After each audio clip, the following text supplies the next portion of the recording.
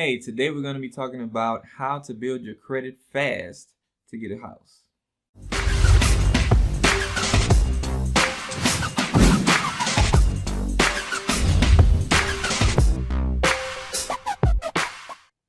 Hi everybody, Will Frazier here, realtor and credit guru, and my mission is to give you information that's going to help you overcome your credit obstacles of the past to turn your dream home into a reality. And today we're going to be talking about how to build your credit fast in order to get a house. Now, maybe you were in the home buying process, you went to a lender and they told you your credit wasn't absolutely ready right now, or maybe you're just trying to get ready before you go to the lender. Either way it goes, if you want to try to build your credit fast, there are certain things that you have to do, and I'm going to tell you the main tool that you're going to use to get that accomplished, and it's a credit card. And I know somebody in your family, maybe your friends may have told you not to get a credit card, they're the devil, whatever it may have been, but I can guarantee you that that's probably because they had some issues with the credit card in their past where they didn't use it properly. They may have put themselves in debt, been unable to pay it back, and it led to late payments, charge-offs, and messed them up. Now, while that may have happened for them, you're going to learn the best way to use it so that it doesn't happen to you. So the reason why you need to use a credit card to start building up your credit the fast way is because they help you out a lot better than a loan does. And the reason that it helps you better than a loan is because of a chart that you may have seen. It's a chart that shows 5 different figures, and basically it shows you the 5 things that affect you the most as far as your credit. So one of those areas is the amounts that you owe. It's actually 30% of your credit score, which is the second largest portion of anything that affects your credit score. So with a loan, it's going to show how much you owe compared to the original loan amount. With a credit card, it's going to show how much your balance is compared to the credit limit.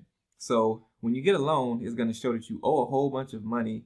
And when you get a credit card, it's going to show that you have a whole bunch of money available to you. Basically, you don't owe anything. Now, when it comes down to how that affects your credit score, showing that you have a bunch of money available boosts your score a lot more than showing that you owe. So it's that reason that the credit card is going to boost your score a lot faster than a loan will. Also, with a loan, once you pay it off, it closes. With a credit card, it always stays open unless you close it. And if you've heard closing a credit card hurts your score, that's true. And when you pay off a loan and it closes, the same effect happens. So instead of having to go through that cycle of getting loans, paying them off, and it keeps affecting you negatively, you can get a credit card and it just stays open and you don't have to worry about that. Now, the very next step that you're going to need to take is you're going to need to get a copy of all 3 of your credit reports. Why all 3? Because the lender is going to check all 3 reports, so you need to know what they're going to be looking at before they do.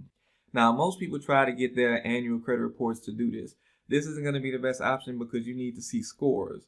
Now, the scores that you pull aren't going to be the same thing that the lender has, but you need some type of reference point to where your score may be close to. And the annual reports don't give you a score, just the reports. Also, you can only get them once a year. And if it's going to take you a few months to build your credit, you need to see how your credit is changing every month.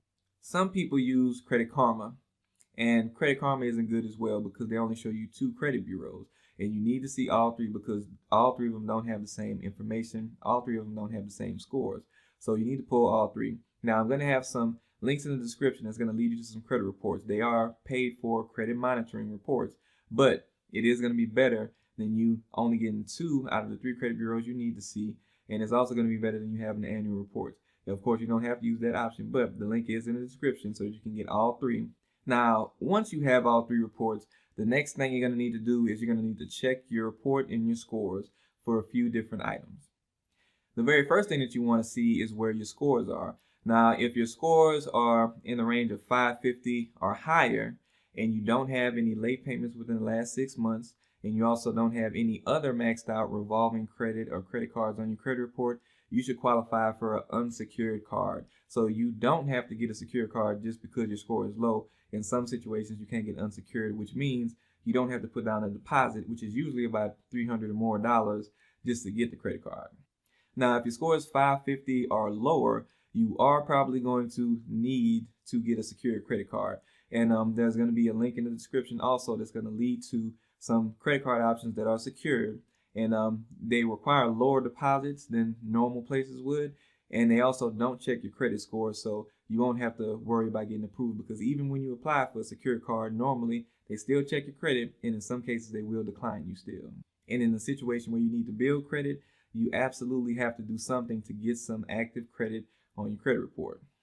So now another thing you want to check for on your credit report to see if you have any other revolving accounts on your credit report. So you want to check especially furniture accounts or any retail accounts that you may have at department stores like Best Buy or something like that. Because in some cases, they show up on your credit report like a credit card would as revolving credit. And in other instances, they show up as an installment loan. And if it's an installment loan, basically, like I was telling you earlier, they affect your score differently. So if you do have something that show up as revolving, those are some things that you want to pay down or off so that you can get your score to get a big boost really quickly. And when I say a big boost, the amount of points that you get is going to vary, but normally it's a pretty big amount, and it takes about 30 days for it to show up on your credit report depending on when you pay it off. Now, if you don't have any type of revolving credit or any type of active credit on your credit report, and by active, I mean something that you're paying on. Like if you don't have anything like a car loan, a credit card, a personal loan, if you don't have anything that you're paying on right now, you don't have any active credit. You're going to need to apply for a credit card, and it's going to have to be either secured or unsecured based on the information I just shared with you a second ago. The main important thing that you want when you're applying for a card, you want the card to report to all 3 credit bureaus, because the lender is going to check all 3 of your credit reports, as I mentioned earlier. So you want to make sure that you're increasing all 3 of your credit scores at the same time. You don't want to get a credit card that's going to be with someone who only reports to 1 credit bureau or 2, because it's only going to help 1 or 2 of your credit scores. You want to get as many of your scores high as you can. So the credit card companies that aren't going to really report to all 3 credit bureaus would be normally smaller credit unions and banks, because all lenders have a choice on who they want to report to, and some simply choose not to report to all 3 because they have to pay for that. And normally the smaller banks and credit unions, they don't want that extra expense, so they don't pay for that. So normally your bigger banks and the bigger credit unions are going to be the ones that will actually report to all 3. And those are the ones that you want.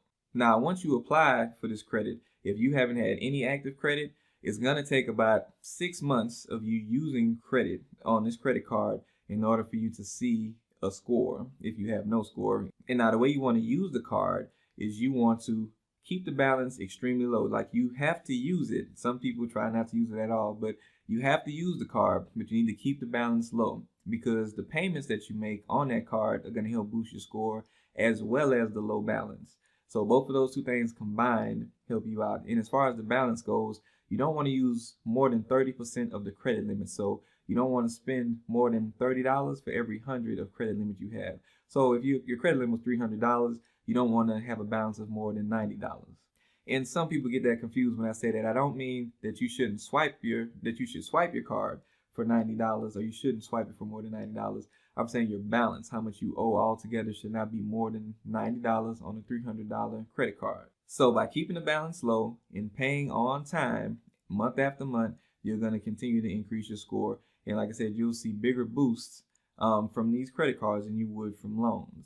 Now, if you've heard of any other ways to boost your credit score fast, or if you have any questions or comments about them, please make sure to leave them in the comments below. And I want to thank you for sticking around to watch this video with me. And please don't forget to like, share, and subscribe to the channel so that you can get more information like this.